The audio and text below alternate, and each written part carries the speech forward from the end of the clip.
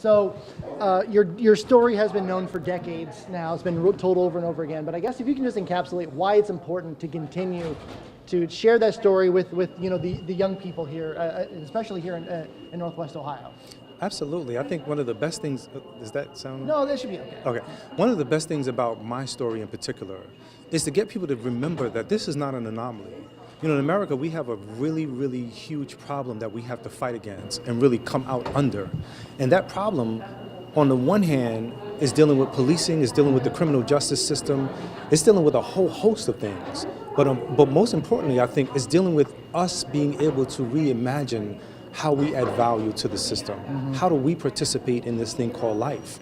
And when they hear my story about falling down and getting back up, about making something of yourself, about taking the lemons that life gave you and making lemonade, it's about that. It's about becoming better because of the situation and not embittered by it. Because if you become embittered by it, that bitterness will turn its ugly head on you. And like Nelson Mandela said, it's like drinking poison and expecting your enemy to die. It's pretty inspiring to see someone who went through your situation to be so positive and optimistic about sort of outlook moving forward. So I have to imagine that rubs off on some of these young folks you're speaking with. Oh, absolutely. I think the best thing about my story is that young people get a chance to see themselves in me.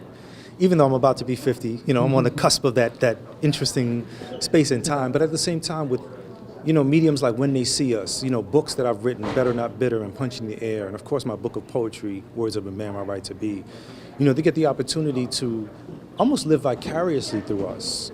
In many ways, having taken the best of it, all of the lessons, all of the wisdom out of it, and using it as a guide for them. Mm-hmm. And that's really the biggest thing, knowing that you were born on purpose and with a purpose, knowing that you have something to give, knowing that you're supposed to be here.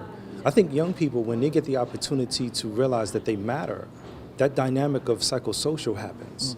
They get an opportunity to be embraced by the society, and society embraces them, and they embrace society.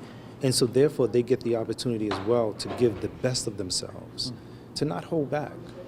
Are you hopeful that, work through the Innocence Project and what you've been dealing with false confessions, are you hopeful that we can get to a point where this isn't a problem anymore in our current, justice climate? I am hopeful, and I think it will happen.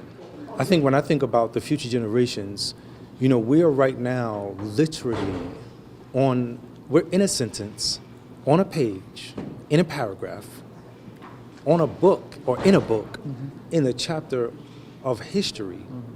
And in America, we are a very young nation.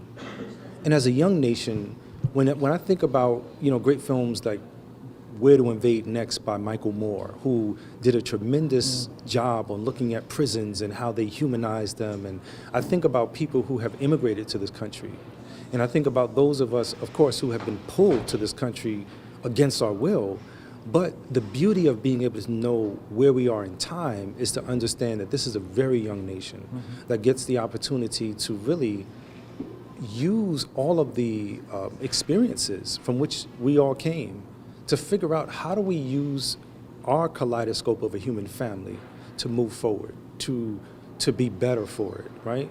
It's one thing to make mistakes, if we call it that, but it's another thing to apologize for those things and be better for it and be able to say, because of this, we're going to make sure that we record the whole custodial interrogations, right? And so we've legislated things like that and gotten those laws passed in New York, and we're trying to do the same thing around the country, because if the country gets the opportunity to see the whole of what they're calling confessions, then they can see from start to end. They can see how, on the one hand, this confession is completely false, not decades later, like the Central Park Jogger case, or like many of the other cases through which the Innocence Project and the Innocence Networks around the country have worked through. That's pretty much my line of questions. I don't want to take too much of your time, but how can people get a hold of you, see your work online? Do you have a social media or website? Yeah, absolutely. Dr. Yusef Salaam on Instagram, that's dr.yusef, SALAAM. Similar on Twitter, it's just replace the dot with an underscore. And of course on Facebook, I have two front-facing profiles. One is a personal, and one is a private. The personal one is Dr. Yusef Salaam. It has my YS logo on it. The other one is me. It's the one that has the limitation of 5,000 people. LinkedIn, Twitter, TikTok, all of that stuff. I'm there.